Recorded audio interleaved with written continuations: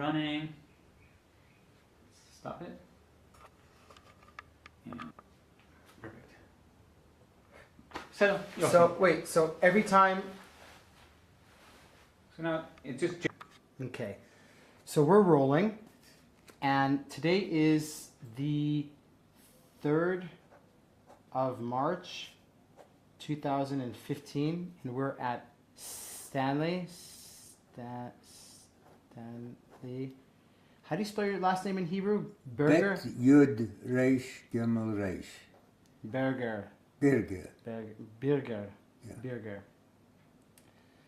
We're at Stanley Berger's house, and this is our first interview. This is our first meeting, and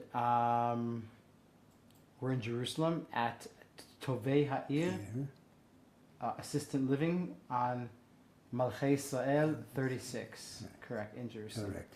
Okay. So Stanley, we're going to start with a very typical question.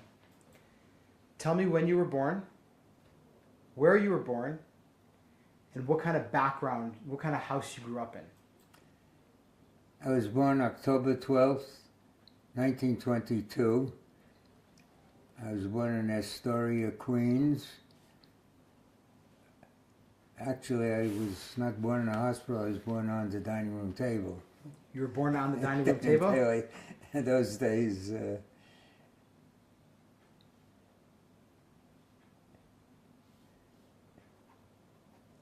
Yeah. What October what? October 12th. October 12th, 19... Columbus Day. Used to be Columbus Day. Used to be Columbus... No, it's Saint... Now they moved Columbus Day around. They moved it around, yeah. But, and... what neighborhood did you grow up in? I grew up in Richmond Hill. Richmond Hill? Yeah. My parents rented and bought a house. We rented a couple different apartments in Richmond Hill. And finally my father bought a house in Richmond Hill. Where's Richmond Hill? Richmond Hill is in Queens. In Queens. It's near Jamaica.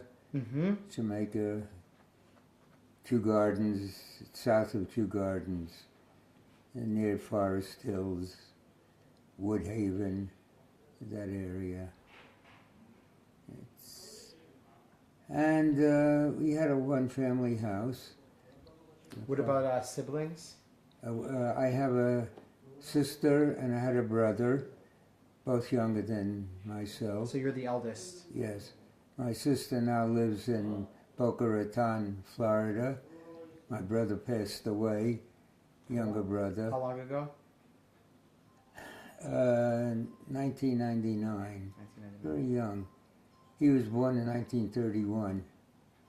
And he made Aliyah in 1955 with his wife.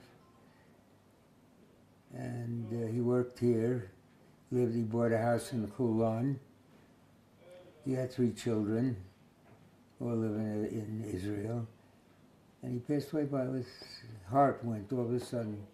He never had a heart problem. He was in the army here. His company checked him every year. Yeah. They never found anything wrong with his heart. What kind of, I want you to tell me a little bit about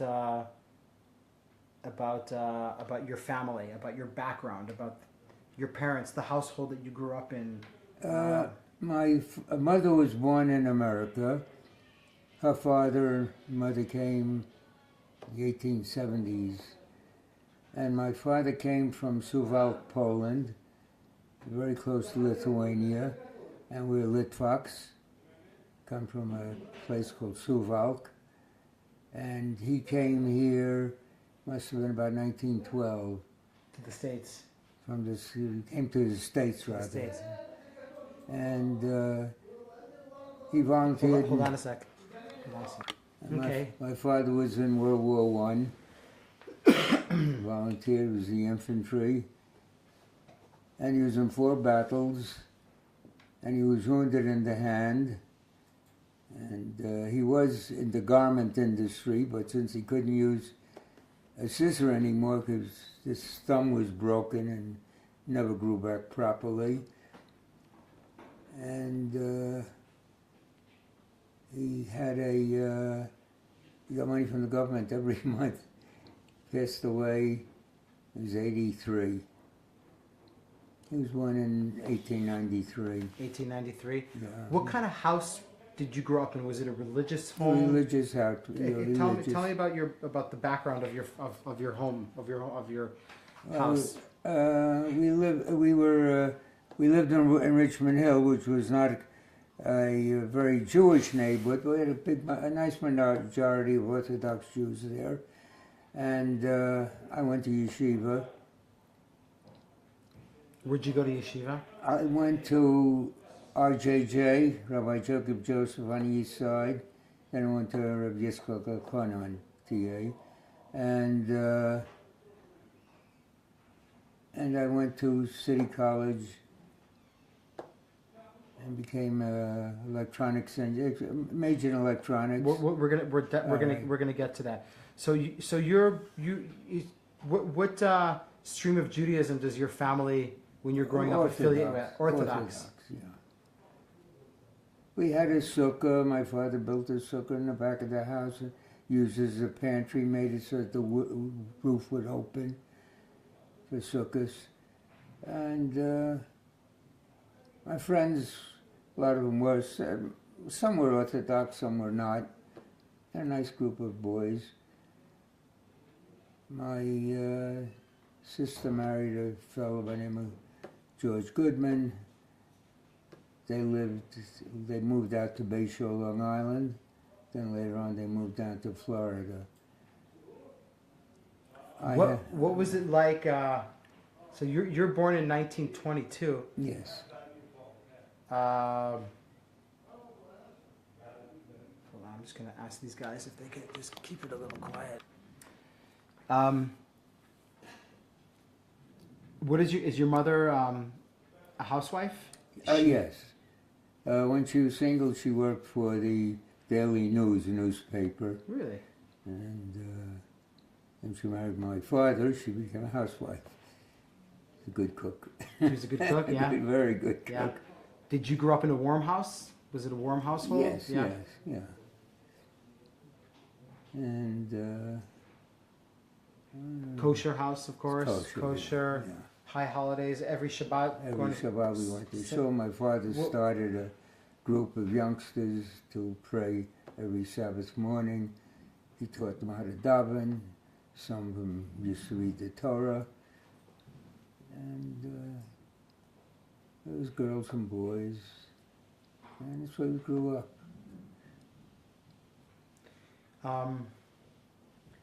As a youngster in New York, did you belong to any youth movements? At the time, I belonged to Shomer Hadati when I went to RJJ, but I couldn't participate in many of their activities because most of them were Friday night and Shabbos.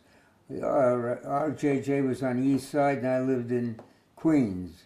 So it was an hour's trip, and because I was never there for Friday night or Shabbos. So I wasn't very active in it. But I sympathized with them. Later they became B'nai Akiva. So this is before, this is... Yeah, at the time there were two groups. There was B'nai Akiva, which belonged to Mizrahi, and Shomer Hadati, which was a youth movement of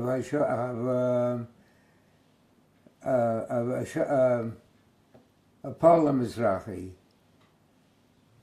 And then later on, Paula Mizrahi's group, the Shomer Hadati were an Aliyah group.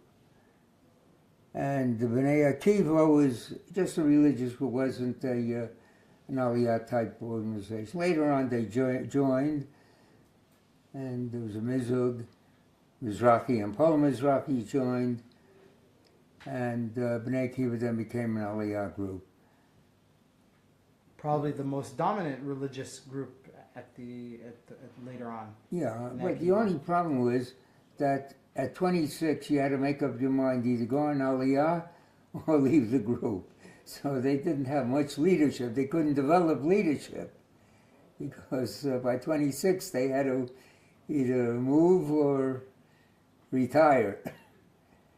And what kind of school do you go to? Do you go to a normal school or you go to a Jewish private school? I went to Jewish private school called Yeshiva, and I used to go by bus and then train.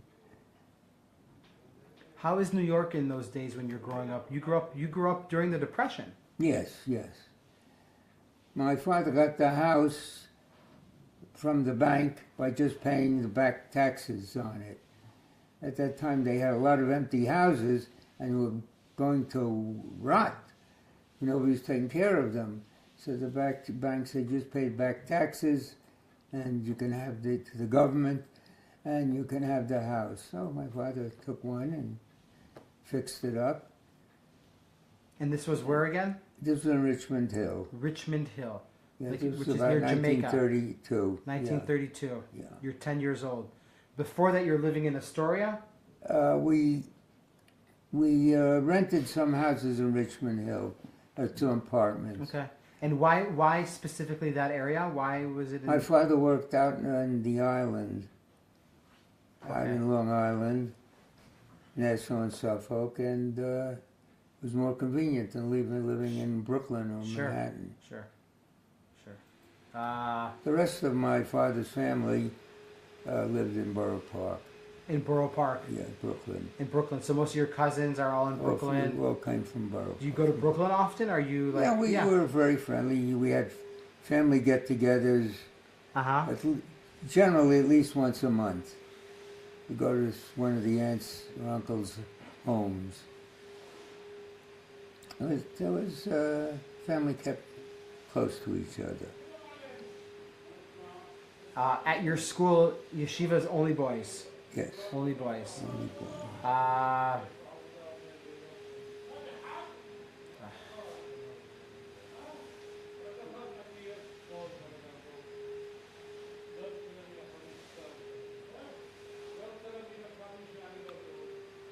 The noise.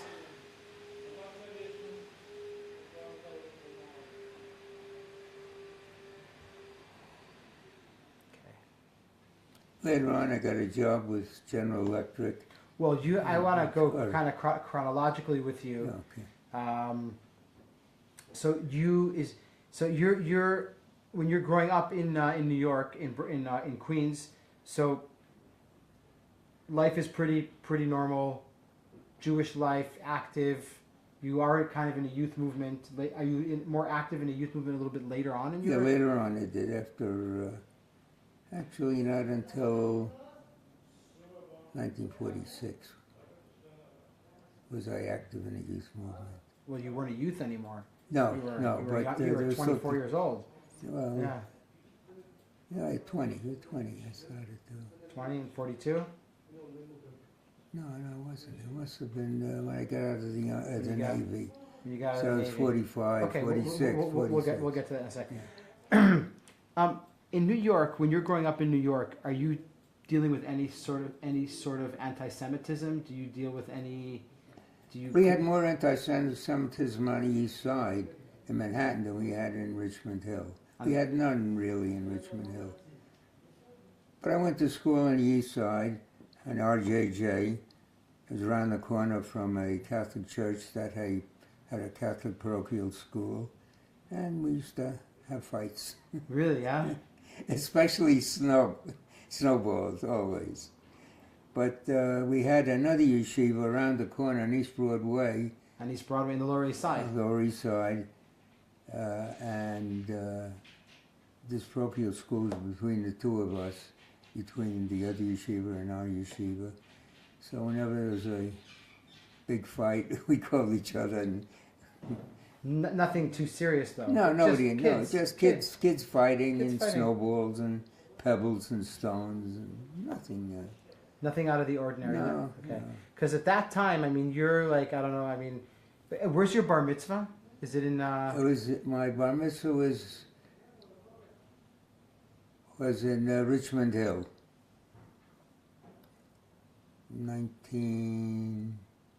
1935. Yeah. My grandfather lived in, one grandfather lived with us. He came from Europe, my father's father. He lived with us for a while. He taught me quite a bit, Hebrew, and learning. And he prepared me for my bar mitzvah. He died of stomach cancer in 1935, July 1935, and I was bar mitzvah October 35. And he prepared me, helped me with the speech. He wrote most of the speech. You know, we learned. What language did you speak with him? English? Yiddish. Yiddish. Yiddish. He didn't know any English. And a very nice old man. My father's mother died a number of years before. Do you remember? So I just want to get a physically. Is your father with the past? No. So he's like A modern Orthodox Jew. Thank you. Modern Orthodox Jew. My mother's family came from Astoria. From Astoria, Queens. Astoria, Queens. The first shul in Astoria was set up by my mother's father in his house. And from then on it developed into a shul. And my grandfather had a Sefer Torah, and that's what they used in the shul, in his house. Is that the shul that you were bar mitzvahed in Astoria? No, I was bar mitzvahed in Richmond Hill. In Richmond Hill. Yeah. Hold on a sec. Okay, so we took a little break because of the noise. You were telling me about your bar mitzvah. You were telling me about your household that you grew up in.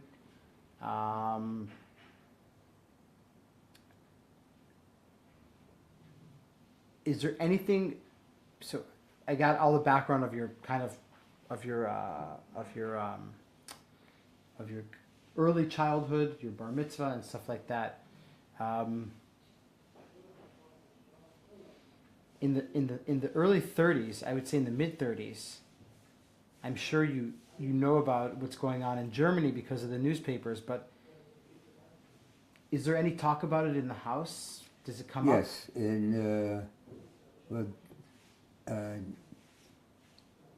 after Sudetenland, after Hitler got Sudetenland from Czechoslovakia, from Chamberlain, the world thought that would keep Hitler quiet, but instead, on September 1st, 1939, he invaded Poland. England and France had a treaty with Poland. They declared war on Poland, on Germany, but Hitler ran right through Poland. And Denmark and Norway and Holland and Belgium. And June 22nd, 1941, he invaded Russia. Right. And we received my father received a few letters from friends of his that was smuggled out of Europe in Yiddish telling him what was happening. And other members of the shul also got some of these letters that were smuggled out telling him what was happening to the Jewish population in Poland and even later on in Russia. And Great Britain had a white paper that had a quota on the amount of Jews, small quota, amount of Jews that could be let in. And that upset me very much. Did it? And at the time, the war started, England wasn't really prepared for the war, and they were getting a lot of war material and food and so forth from America on Lend-Lease program. Some were loaned to them, and some they leased it. They were supposed to pay for it after the war.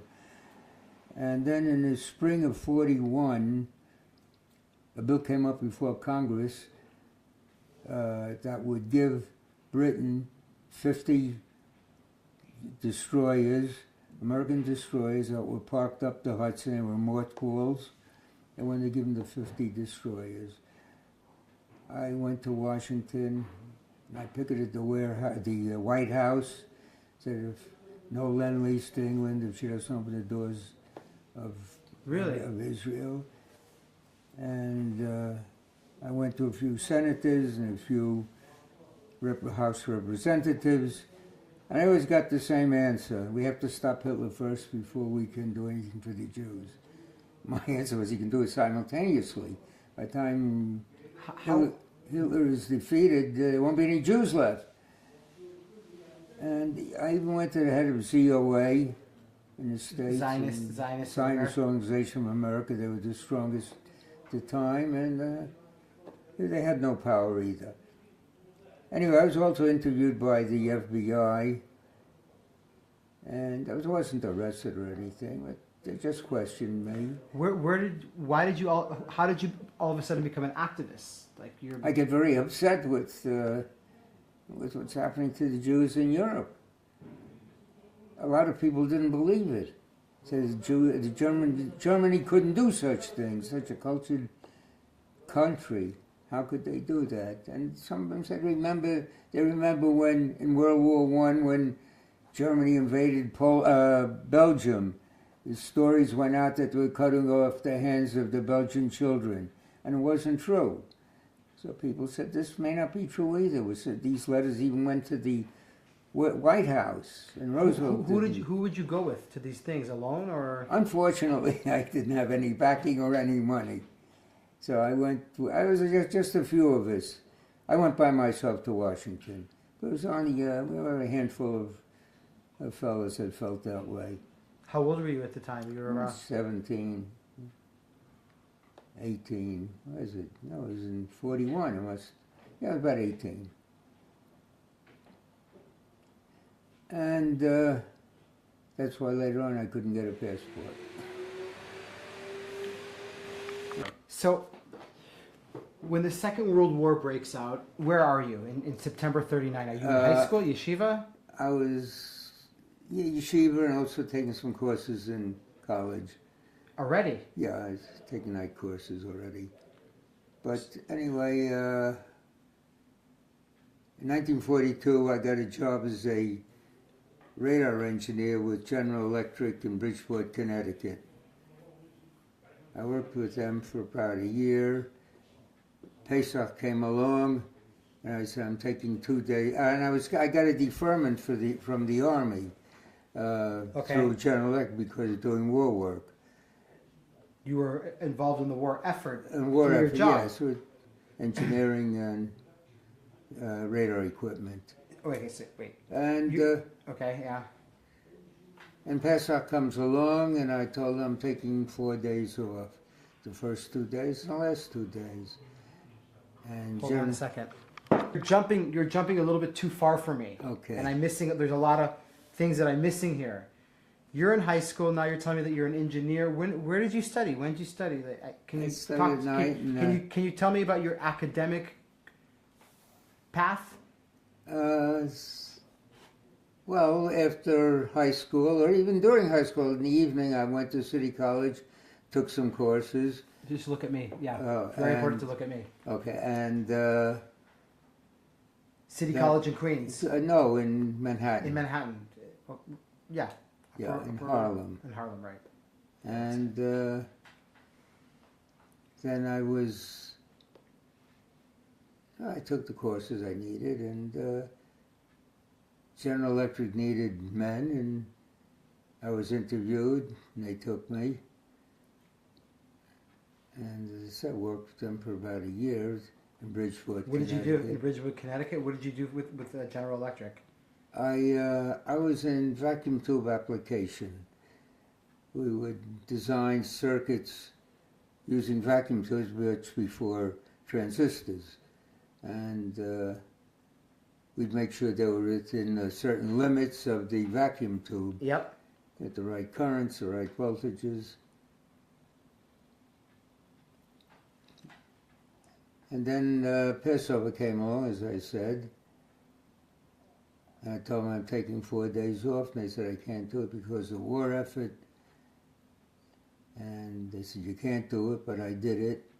And immediately they pulled my deferment, and immediately I was called up for the draft. So this was in 1943. I was drafted. I went down to... 1943. 1943, you're drafted into the Navy, right? I was drafted, yeah, well, I passed my physical, and you go before a board of review, and they decide where to put you. First, they give you a choice. So they asked me, do you want Army or Navy? And I said, I want Army. And they stamped my papers Navy. So I said, well, you made a mistake. I said, Army. He said, no, you made a mistake. You're in the Navy. So I got into the Navy. But it seems that not enough people were volunteering for the Navy that week. So they're drafting people into the Navy. And I spent 3 years in the Navy. Okay, let's talk about the Navy. So you're... I'd rather not. How come? It's not a good experience. All right, no. Yeah, let's talk about the Navy. Right. Let's talk about the Navy. So you probably go to boot camp. Yeah, we went to boot camp, advanced camp. And California? No, in Williamsburg, Virginia. Okay. And I was put in with I was in with the Seabees. What's the Seabees? The Seabees are the Army engineers. Okay. So the Navy is definitely taking under consideration your background. In a way, in electrical engineering. Yeah, in a way, not too much in that. They didn't care too much for it. And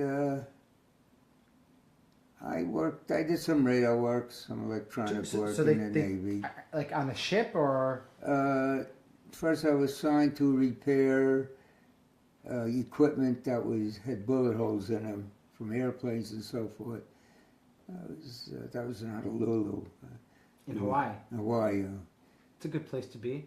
Yeah, but then after a while I was sent out to the Marianas. I was a Saipan, Tinian, and the invasions, and then the invasion of Okinawa. Were you in the invasion itself? Yeah, yeah. And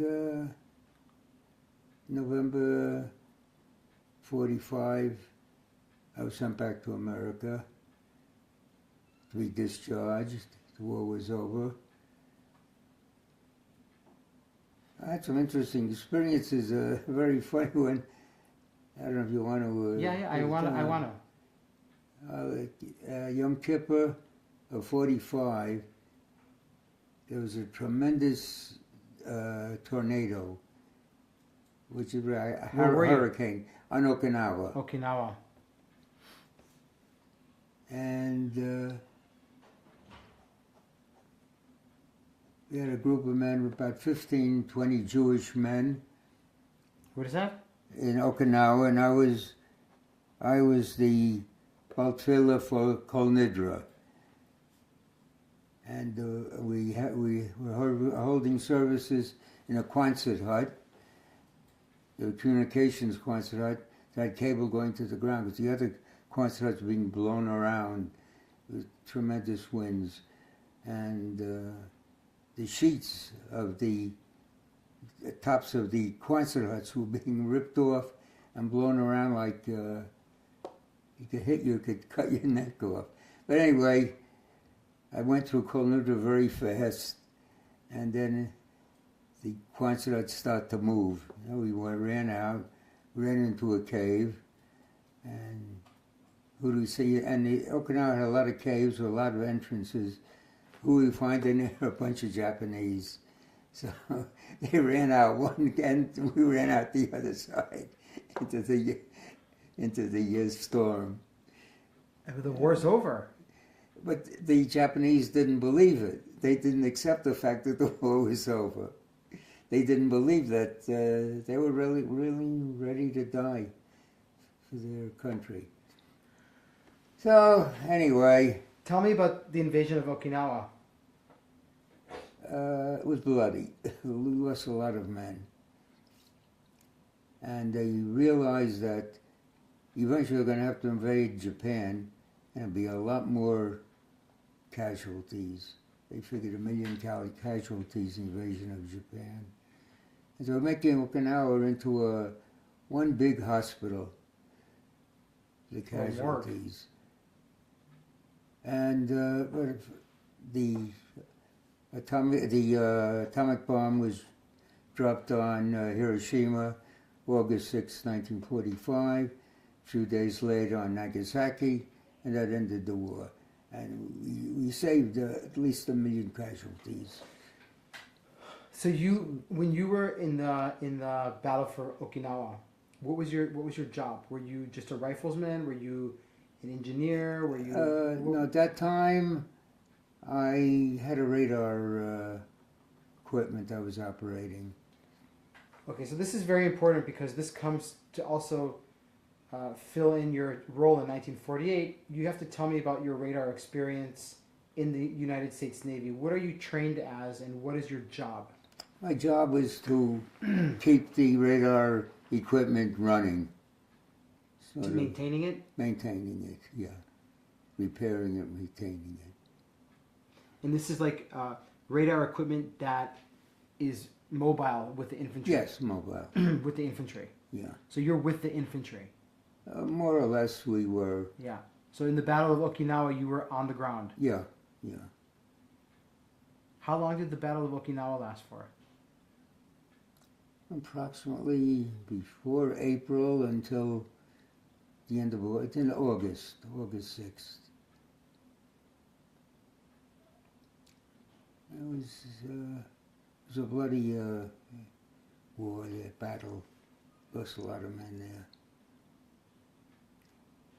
The Japanese had a hospital built underground, a complete hospital in the southern end of Okinawa.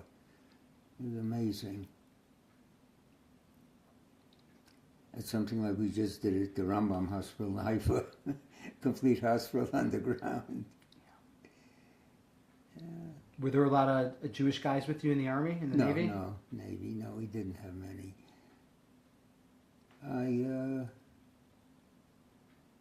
We had a chaplain, a Baptist chaplain for our group, and he had some Siddurim Jewish for us. In fact, no tefillin? No tefillin, no. I brought along a pair of tefillin, but I didn't use it much. My father had a very small set of traveling tefillin he gave me, and I had it with me. And when I got back to America, he had to overhaul the whole thing. He sent that out to... Did you guys in Okinawa, how far was Okinawa from mainland Japan? About 500 miles, something like that? More than that. More than that. Yeah. So well, actually, it's part of Japan. Originally, Japan took over Okinawa many years ago, maybe 400 or 500 years ago. So actually, they considered it part of Japan. But I'm talking about how far is it from the mainland, Japan? Maybe 500 miles. So you didn't... I never went to Japan. You guys didn't hear or see the atomic bomb? No, it was too far away. Yeah. Because people saw it from very, very far distances. No, we didn't see a thing. So you basically spent... The last part of your army was very bloody part. Yeah, a lot of men were lost. And you come back to the States when? November 1945. You get discharged. I wasn't discharged. No. Sorry. I was sent to... when ready to be discharged, they wouldn't discharge me because I was underweight. I didn't eat much of the Navy food. I lived a lot on rice, and today I avoid rice very much. So they sent me to St. Albans Naval Hospital to build me up. How long? I was there about 3 months. Until March, I think I was discharged beginning of March. March 46? Yeah, beginning of March. So you had malnutrition, basically. Pardon? You had malnutrition. I don't know what you'd call it, but I was underweight, according to that. Anyway, I used to sneak out every night. It was about 3-4 miles from my parents' home. And my mother built me up, gave me good food, good Jewish food. And so what happens with you after the war when you get discharged? And it's I went back to school, took some more courses, and because now after the war, in Palestine, things are really starting to like yeah. boil. You know, this When was, when did you first hear about what's going on in Palestine? There's another white paper after the war. Yeah, well, When did you start becoming like, I got to get over there. I want to get over there. I want to do something. This is, you know. Well, I didn't decide until November 29th, 1947 to go. That's when I put on. Where were you that day? I was at a Masada convention in Cincinnati. Masada was a youth movement. Were you active in Masada? Yes. I was the National Aliyah chairman. The reason I joined Masada, because it was a youth movement of the General Zionists. And I Tzionim figured, HaKlalim. what? Tzionim HaKlalim. Yeah, but I thought that they were General Zionists with a small G. I didn't realize that they were a real political party here. And until I got to Israel, that I really realized what the General Zionists were. It was a big G, the General Zionists. So that's when I started. Then I got back to the States and I joined Apollo Mizrahi. But in between, I belonged to Jewish war veterans, and I made an appeal for guns and whatever they had to the different posts, Jewish war veteran posts. We collected, a lot of men brought home souvenirs. Tell me about that. I never heard that. They brought back souvenirs, guns and binoculars, and even some uniforms we collected. The guns we took down to my parents' basement. They had a finished basement, and I had a little room, a work room there, and we used to fix the guns up. Some didn't have firing pins, some the trigger mechanism didn't work. So we fixed them up, cleaned them up. You did. I did with one or two of my friends. And you guys are active in, this is not Masada, this is already... No, this is after Masada. No. I was in Masada at the time. Yeah, I was in Masada at the time. So you're collecting weapons on behalf of who? I was sending them to Palestine, and they were. So how would you collect them? How would you approach somebody? Let's say you know that I have. Well, I go to a Jewish war veteran meeting and said that we're collecting war equipment for Palestine, for the Jews. They need it. If you have any souvenirs, whatever they are. We even had a knee mortar. Couldn't use it. A knee mortar. A knee mortar. A Japanese knee mortar. Couldn't use it, but other stuff they sent was good. And at the time, in New York, they had a lot of Irish policemen. And they hated England for doing Ireland. So whenever they got an illegal gun or something, which is quite often, they put it in a paper bag and put it in my milk bag. In the morning, I go out to get the milk, and I get a paper bag with a couple of guns in them. Yeah. That time they didn't have to register them and have to send them in, and we got guns that way too. So you would have, let's say, 20 guns in your basement. Well, you need to move them. Where do you move them to? Well, first we used to take out a tile of the ceiling of my. Did your parents know about this? My father did. My mother didn't. She'd have a fit. And some of the guns we got had live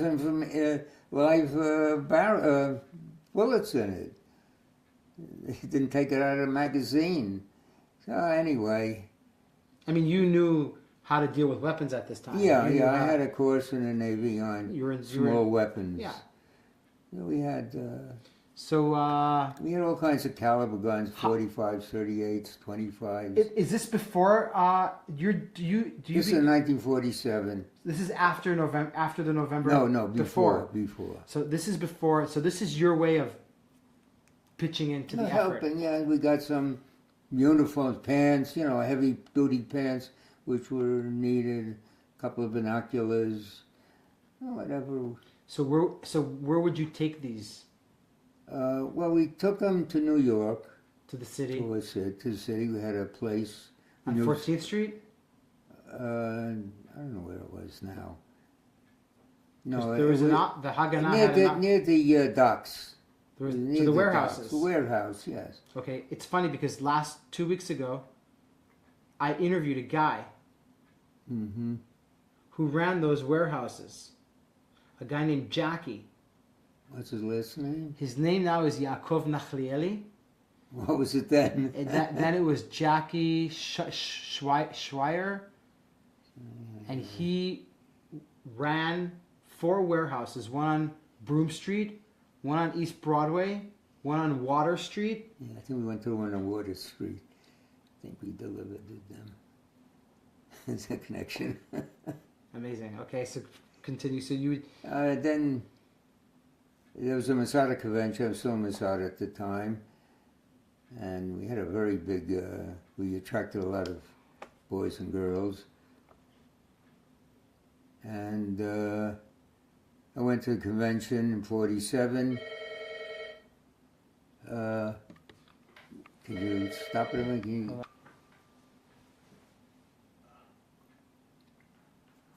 So at this time, you're saying you're still in Masada? Yeah, and I went to the convention. It was a national convention in Cincinnati, and that's where we heard that the state, not that the UN gave permission for a Jewish state. And I immediately applied for a passport to go to Europe. I had to France. I had some family in France. And it was rejected. And then I went to get seaman papers, being in the Navy. I was aboard a ship, an LST. I should have been able to get seaman papers. I couldn't get it. Why couldn't you get a passport? Later I found out because of what I did in 1941. Can you tell me again about what you did in 1941, just for the record? Well, that was when I believed some of the letters people were getting from Europe about the atrocities in Germany and Poland, and I went to Washington and picketed the White House with a sign that no Lend-Lease to England until they open the doors of Palestine. At that time, 50 destroyers mothballed up on the Hudson River. They wanted to give that to England, and I was against it, but it passed Congress. Anyway, I was questioned by the FBI. Before you went into the Navy. Oh yes. And what were your interrogations in the FBI? What was it like? They said who I was, what I did, why I objected to fighting Hitler, and they wanted to know if I was a communist, because at that time Germany and Russia had a peace agreement. I said I was no communist. I said I'm a religious fellow. How could I be a communist? So it was a light interrogation. But evidently they made as I said before, a portfolio on me that I was an activist and anti-England. And on those grounds they refused to give it to me because they knew that I was going to go to Palestine and not go to France. So after the 29th of November, you try to go to Israel, to Palestine, but you can't get a passport. Right, or seaman papers.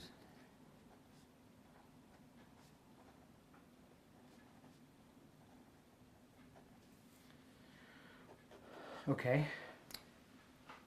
And then a group of us, some of the others, there's an organization called Land and Labor. Land and Labor? Land and Labor. They were going to recruit men to work on kibbutzim to let the kibbutzniks go and fight in the army. That was raison d'etre, but everybody knew that wasn't so, because you're not allowed to recruit for a foreign army in America. So I went down to them, and the FBI infiltrated that organization too. They had a spy in it who got the names of many of the fellas that wanted to go to Palestine, and they were refused passports too. Some of the men dropped out. Without passports, they wouldn't go to Palestine. And there was about 20 of us.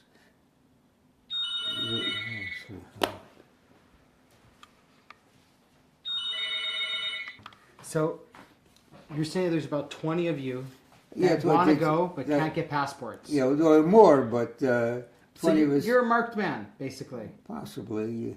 Anyway, we decided to take a ship. They bought a ship.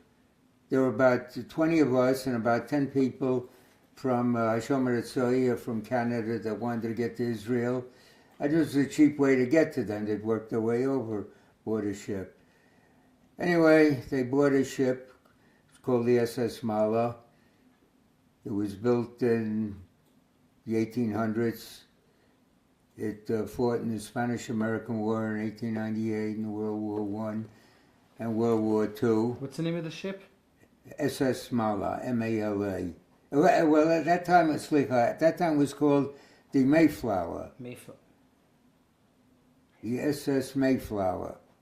It was also, in between wars, the presidential yacht for Teddy Roosevelt, Taft, Wilson, Harding, Coolidge. So it's a nice boat. It was a nice ship, yeah. And when it got to Hoover, he decommissioned it. But it was recommissioned in World War II, and it was called the USS Butler. After World War II, it was decommissioned and was sold to a company that was going to do research work in the Antarctica. While they were fixing up the ship, there was an explosion aboard. One of the boilers blew up. Did a lot of damage to the ship. And it only had one boiler. It had two boilers. One was destroyed. Wasn't worth replacing the destroyer. Replacing the destroyed boiler. So they decided to sell it to junk.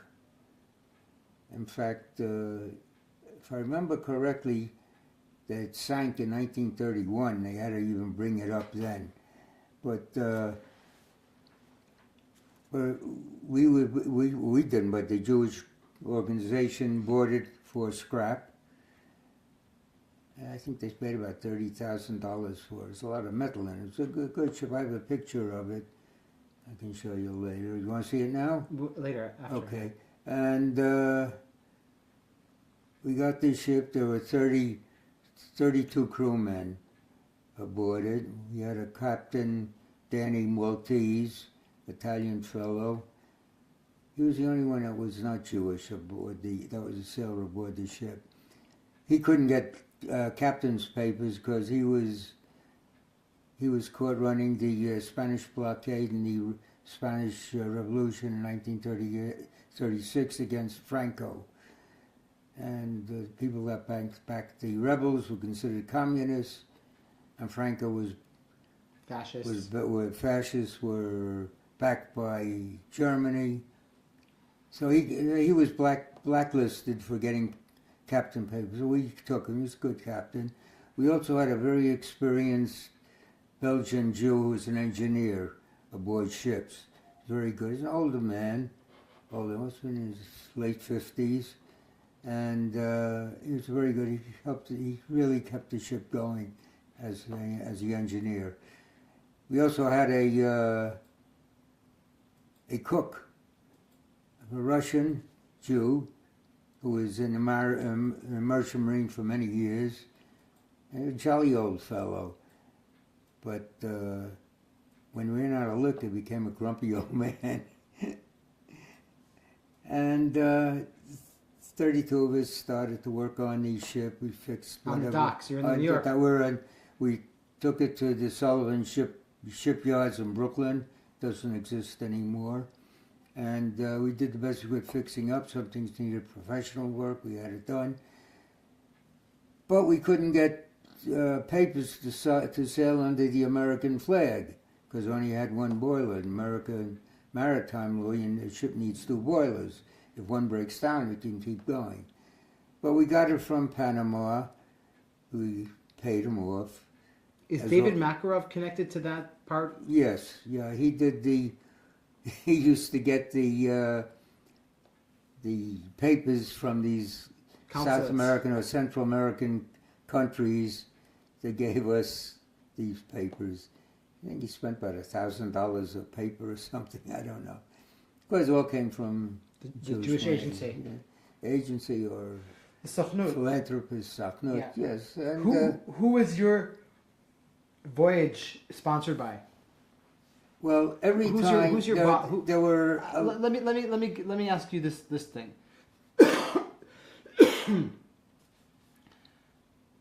After the 29th of November, 1947, the next day the war unofficially starts here. Everything breaks loose. You want to get to Palestine as soon as possible. Is that correct? Mm-hmm. As soon as possible. But you can't leave the country because you won't get it. They're not giving you a passport, and they know who you are, and you know. But you find some way to join a ship as a crew member, Mm-hmm. and that's your ticket out. Is that correct? Yes, Okay. But you have to fix the boat in Brooklyn. yeah. Isn't the FBI coming there to see aren't you guys in danger of being caught? Well, originally they didn't know what we were doing. We continued the idea that we were going to go take the ship to the Antarctica to do So that's research the work. cover story. That was the cover stories, and eventually they didn't swallow it, and the Coast Guard was not going to let us ship out. They were going to take need papers to leave the New York harbor. Sure. We fixed up whatever we could. We took the ship for a test run up the Hudson. Got to about opposite the 50th Street or 60th Street. Ship broke down. אפשר עוד שעה לבוא? אנחנו פשוט באמצע ראיון. Can you come in an hour? 60 shekels Can you come in an hour? an hour. Yeah, thank you. Thank you very much.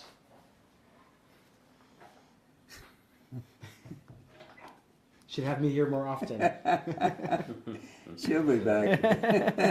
Of course she'll be back. All right.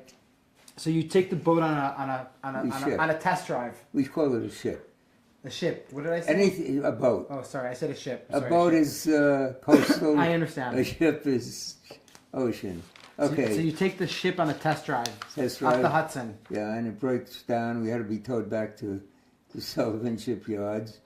We fixed whatever we could do it, and that early morning we shipped out. And the ship broke down almost every day. It took us 30 days to cross the Atlantic. Everything broke down once, twice, 3 times. It was in terrible shape. It should be. Who gave the order to ship out? I suppose somebody from the agency or somebody. So you left without the permission of the U.S. Coastal Guard? Well, no, we had papers for it from the time that it was supposed to, same papers that were used by the previous company that owned it that wanted to go to Antarctica. So we got out on those papers and we flew with the Panama flag. We got to the Ambrose shipyard, Ambrose Lighthouse. It was about 25 miles outside of New York Harbor, one of the busiest shipping lanes in the world at that time. And the rudder mechanism broke down, and we couldn't control the ship. We couldn't steer it. It took us about 6 hours to fix it. We were afraid we'd have to be towed back to New York, but we got it fixed. And as I said, everything broke down. What was your job on the ship? What was your well, communications, radar? No. I was one of those who steered the ship. I was an able-bodied seaman. We worked 4 hours on, 8 hours off. And in the 8 hours off, we were called to do some repair someplace. So you were up in the bridge. Up in a bridge. We didn't even have a gyroscope compass. We had an old magnetic compass. Every time the ship rolled, the arm on the magnet would move. But anyway, it took us about 30 days to cross the Atlantic. And you guys probably stopped in Marseille? Yeah, we stopped at Marseille. We fixed what we could have fixed. We had the DP, some displaced persons come in. So that's basically that. Do you know what time of year it is? You're on the voyage. May 48. Yeah, it must have been about May. Yeah. Let's put it this way: when Israel declares its independence, where are you? Do you remember where you were? I think we're just ready to ship out. From New York. New York, Brooklyn, yeah. Anyway, we had these displaced persons come in, and they were making bunks like you see in concentration camps. And was that your first encounter with Holocaust survivors? Yes, yeah, I would say yes. Maybe I met one or two in New York that were able to get out. But I had the job of taking the displaced persons into the port and out of the port at night. They used to work on the ship making these bunks. And they didn't have regular papers to get in or out of the port. Only somebody that really worked on in the port or union man could do it. We had trouble with the union. They didn't want to let us use our men, but it was a communist union, and Russia told them it was okay. So who was okay? Russia told them, their bosses told them it was okay to let us use our own labor, not union labor, to work on. I used to take them back and forth to camp. At the time, the franc wasn't worth much. It was worth about 5.5 cents a franc. You couldn't buy anything with the franc anyway. The way of doing business was barter: cigarettes, soap, and chocolate. Those were the three main things. Cigarettes were the biggest. And we had plenty of cigarettes aboard the ship, because any ship that leaves New York or leaves a United States port can take plenty of tax-free cigarettes. We were loaded with cigarettes. And we used to give it to the refugees, and they'd be able to buy stuff. We too had to get something to the ship we were able to buy with cigarettes. But you're not allowed to take your cigarettes out of the port because it's tax-free. You have to pay taxes on them. And one day our truck was searched, and they found the cigarettes, and they arrested us all. And I was the only one with a legitimate pass for the port. The others, we had counterfeit passes. Just look at it; they look good. But if the policeman or the people in charge would really study it, they could see that they were counterfeit. Anyway, I took the blame for all the cigarettes, said they were mine. So I let the others go, and I was arrested, and I went before a French judge. I signed a paper saying that the cigarettes were mine. Went before a French judge the next day, a day and a half, and she said, "Guilty or not guilty?" I said, "Not guilty." She said, "You signed the confession." I said, "It was in French. I didn't know what it was signing." So she didn't know what to do, but she said, "How much money do you have?" I said, "A couple of 100 francs." So she fined me 300 francs, and they confiscated all the cigarettes. That was free. When I got back, I yelled at my handlers. I said, "What is this? I was in jail. You didn't get me out." So I said, "Well, we figured either you'd get out on your own. If you couldn't get out on your own, then we use our schoolyard to get you out." You'd what? Use what? The schoolyard. They're brownie points. Anyway, we were in Marseille for about 2 weeks. Some of us one night went to supposed to be a big secret. They're doing it, but there were a lot of agents, Arab agents and English agents, French agents. Marseille was a strange town. So we weren't supposed to tell anybody what we're doing in the port. But eventually, you know, people find out. And one night we went to a nightclub, French nightclub Marseille, and we sat around a table. Everything was nice and quiet. About 5 minutes later, the band starts to play My Yiddish Mama, and the singer came up to us and serenaded us with the Jewish song, so they knew who we were. So, just an incident. Anyway, we were in Marseille 2 weeks, as I said, and then we went to a French port, La Ciotat. In La Ciotat, we picked up 1,250 displaced persons, and it took us another week to cross the Mediterranean. We had one fellow aboard the ship, looked like a real Aryan. Nobody knew who he was. He was well fed though, and they suspected he was a German trying to get out of Europe. Anyway, one night he disappeared over the side of the ship. You know what happened to him. Nobody knew him, so they were pretty sure that he was a Nazi. Well, it's a German trying to get out. Anyway, he disappeared over the side one night. Anyway, we got to Haifa. Just disappeared. Interesting. The rumor was that some people came and threw him overboard. Nobody knew who he was, Nothing. And he didn't look like a DP. You know, he had light hair, When do you guys arrive in Haifa? Do you remember the date? Beginning of July.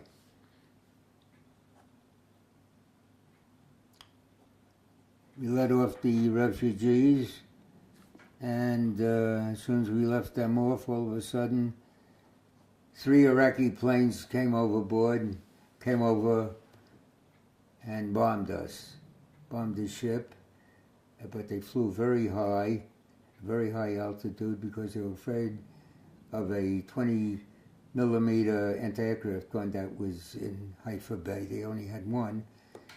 But they didn't realize, the airplanes didn't know. They wanted to fly out above the range of the gun. It was obsolete in World War II. They used 40-millimeter guns. But that gun wasn't there in Haifa Bay either. They sent it down to Yad Mordechai to stop the Egyptian tanks coming to attack Tel Aviv. So what happened during this Iraqi attack? Well, they missed us. They hit a warehouse, an empty warehouse on the port. And some bombs dropped around us, but they missed us completely. Yeah. And so that's your welcoming into the country. Welcome to Israel. And then we get off the ship. Some of the men stayed aboard, made another trip to Europe to bring more DPs back. I got off the ship. They decided I should go into the Air Force. They had a radar group in the Air Force. Maurice Ashraf was in it, and it was in the Squadron 505, Tayeset 505. Tayeset 505, radarim. And we were getting... Are you taken to Televinsky? Yes, we were all taking Televinsky to be registered. Televinsky, I was sent to...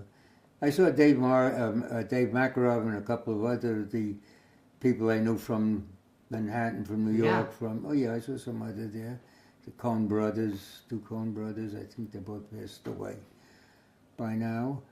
And we were getting equipment, surplus equipment from Europe.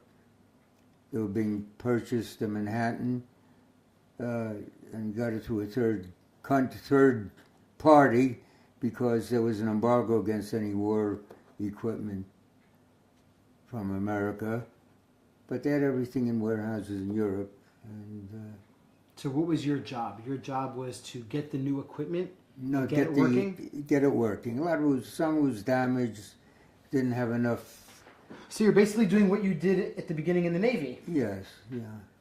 Did the newly Israeli Air Force, did they ask you about what you did in the Navy so that that would help them find out where to put you? Yeah, Yeah. yes. That is my background. So there was a total synchronization in where to put you. They thought very carefully what to do with you. Most likely, yeah. And where were you stationed? Where was your tayaset? Originally we were in Machon Weizmann in Rehovot. Yeah, that's right. That's what Morris told me also. We had the bottom floor, complete floor, and we did all kinds of electronic work, mostly radar. We fixed up radars all over the country. We had one in Herzliya and above Haifa. I think Maurice went to one in Haifa. Yeah, at the French monastery or something. There's some monastery. Stella Maris. Stella Maris, yeah. Yeah. And then we set up one in Jabalia, right above Aza. It overlooked Aza. 12 of us went down to set up this one in Jabalia, set up in a farmhouse. And when we got there were some Arab soldiers in the fields. Yeah. We had a little fight, and they were killed. And we set up our radar station there. I was just there for the setup, not for the operation. And whenever a ship or an airplane came into Aza, they would telephone back to Tel Aviv. Tel Aviv would send out an airplane to confront them. And we went back to Rehovot. After Rehovot, whenever we fixed something, got something together in Rehovot, we set it up in Tzrifim and Sarafan. Got the operators to understand how it works.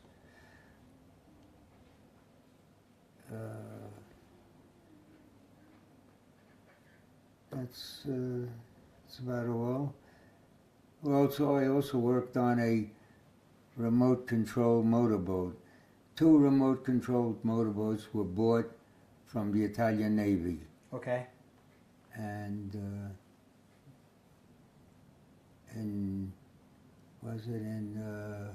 October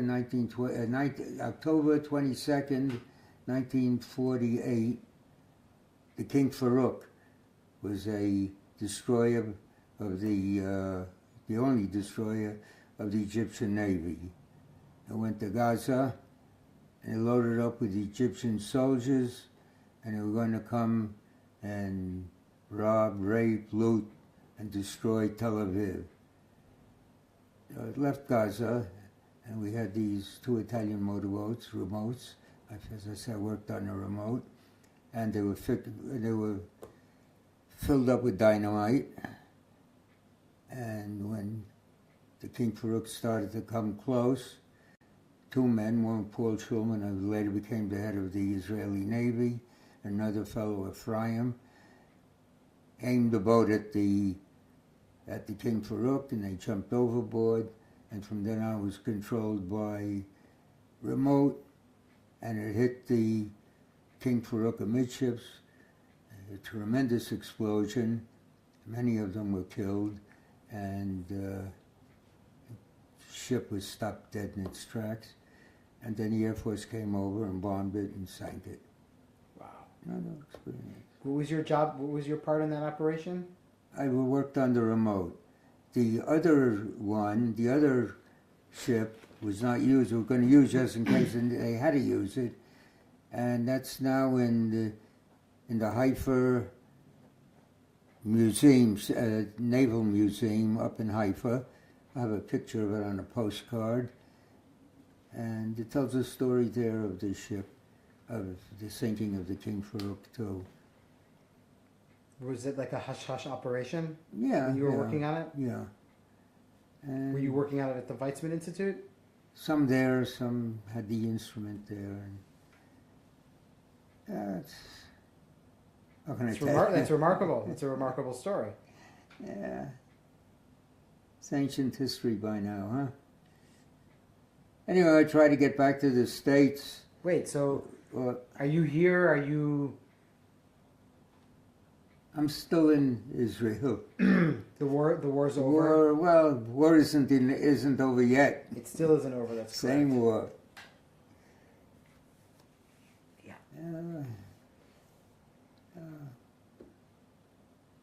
And you're part of Machal, Yes. correct? Yeah, I joined Machal. Did you ever go to the Machal Club in Tel Aviv? No. No? I never get to Tel Aviv. How long were you here altogether on that journey, on that voyage of yours? Close to, over a year, about a year. About a year? Yeah, close to a year with the whole thing. So the ceasefire is in February or March 49? 49? There was still some fighting going on the after south. that, too. Yeah. Yeah. So when the war's over, are you still in the army? Are you Yeah, still... I'm still in the Air Force. Still in the Air Force. And then, And when is it that you decide that it's time for you to go back to New York? Like, what was... Well, I figured my work here was over. The embargo was going to be lifted, and they could get good equipment they didn't need. They needed us to fix up the old equipment. And I felt they didn't need me anymore. I wanted to get on with my life. Had enough wars. Yeah.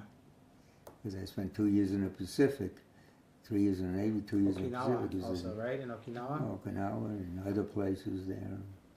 My cousin was killed... My father's cousin was killed by a Japanese sniper at the Gulf of Leyte.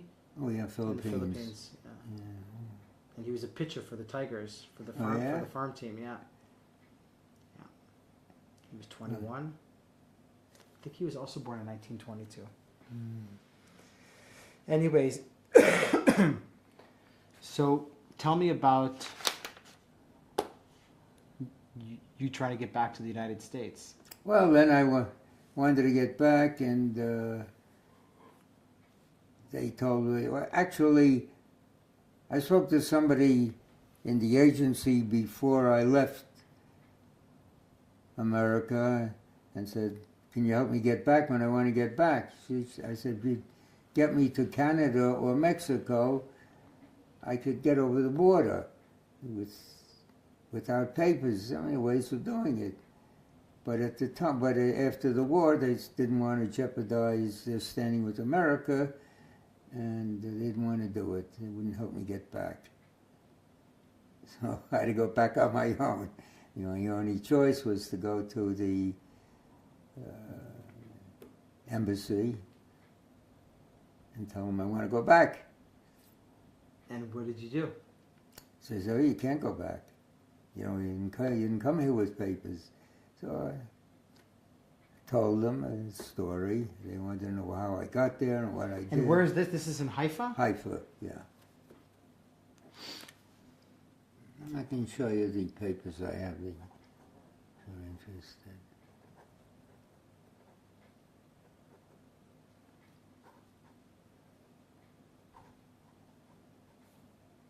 Okay, so what happened? They eventually gave me a passport one way for a couple of months to get back to... How do you get back to the States? Israel paid for the way, but what happened first, they took an old C-47 and to take us back to Europe. Before it left, they had to repair it. Yeah. And he got as far as Greece. It broke down, went to Rome, or we went to Rome first, I don't recall. Broke down there too. had to be fixed. It finally got to Geneva, and it died. So he took the train from Geneva to France. We went to Paris, a group of us, and we met some friends of ours that were coming in Aliyah from America. We had a great time in Paris. Then we went to Le Havre. We came back on one of the Queen Elizabeth ships. And you get off. Get off in New York. And? I was questioned by the FBI later on, but nothing serious. There were some lawyers that said that they would help us if we had any trouble, free. But we never had any trouble, except that when I applied for a passport to come here in the 50s, they refused to give me a passport. Because in the United States, a passport is a privilege, not a right. It's not like Israel, or like most countries. You become a citizen, you get a passport. In America, they'll give it to you if they wish. If they don't want to give it to you, they won't. So it was over 20 years before I got a passport. So you were paying the price of doing what you did? Well, paying the price. We were married in 1951. We took a lease on an apartment for 1 year because we were going to go to Israel and Aliyah. And that year I couldn't get a passport, so we stayed in New York.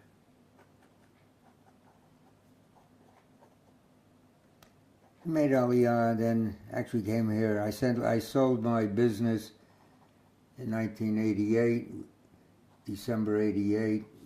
We came here in 1989. We saw about 40 places in Jerusalem we wanted to buy here. Finally bought this big house in Nachlaot. What was your job in the States when you said you sold your business? I had enough of engineering and big companies. I was very angry at General Electric, and I opened up. I started to work as a television repairman. And I opened my own shop. Where was your shop? In Richmond Hill. I had 15 employees. Nice. I had a big shop. We were closed Shabbos. The only television place was called Shabbos. We fixed other electronic equipment, motor controls, and eventually went into computers. I fixed computers. And when I came here to Israel, we made Aliyah. We bought the house in 1989, and we made Aliyah February 26, 1990. It was exactly 1 year after we bought the house. In order The to Gulf save. War. No, it is supposed to be. The Gulf yeah, War. It was done, right. Yeah. And we bought the house and made Aliyah and finished the Shipputzim on the house and lived there until 2008. 2008, we sold the house and bought an apartment in Haran, in Rehavia. My wife died in November 2011, and I came here January 14th, 2014. And since then, had a hip replacement. No other health problems. You want to show me that passport? Yeah, I can show you. Can you? Yeah, hold on. I'm going to turn off the camera. No, you...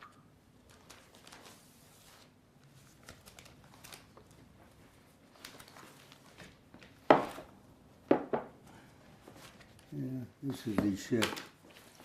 The Mala. Can you hold it up for me? I can take it out of this, so maybe That's okay. won't reflect on it. It might reflect, yeah.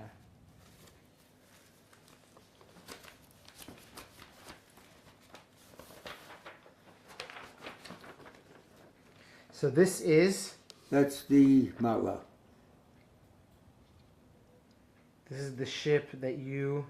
That we fixed up and used to get to Israel.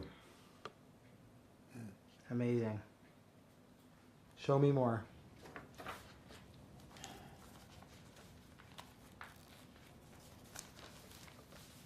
These are pictures inside the ship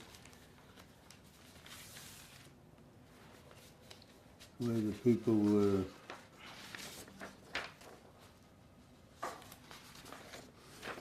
Those are the DPs? CPs, yeah. Wow. How was that experience with the DPs? Well, it was very crowded. Didn't have enough water, didn't have enough food. Uh-huh.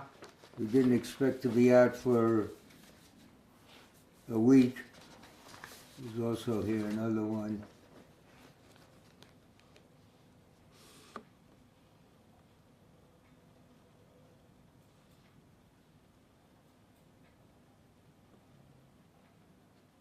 Okay. And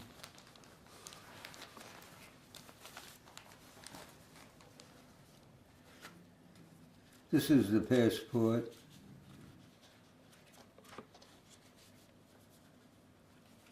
You can look This is the through it. passport that you were issued in Haifa? Yeah. Turn it Number- around. Number 76. Open it up for me.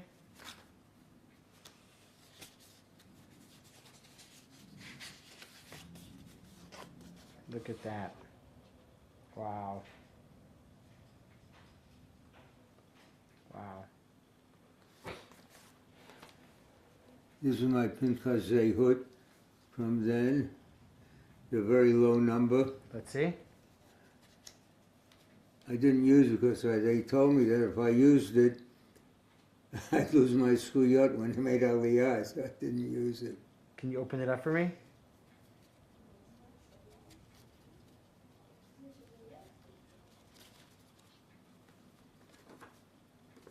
I have a picture of me someplace in here. Yeah.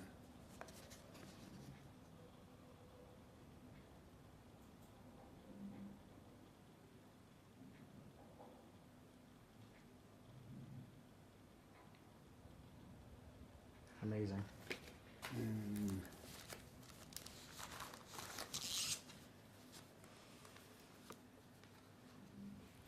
this was my army number.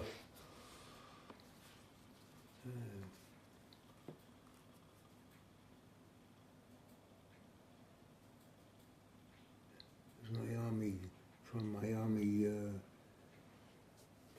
this is my discharge. I don't know if there's any picture in here. Oh yeah, there is. Not that one.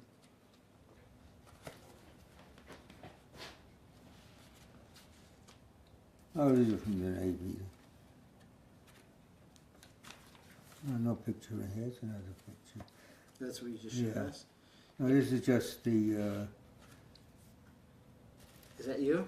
Yeah. Can you hold that? Can you hold that picture up for me for the camera? This is you in the Navy.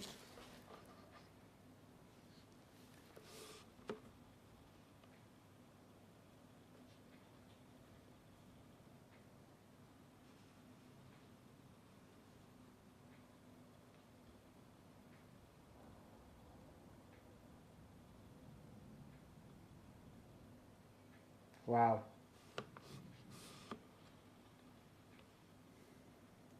It's a great picture. Oh, this is the motorboat. With the King Farouk? Yeah, that's Let's see. the other one that sunk it.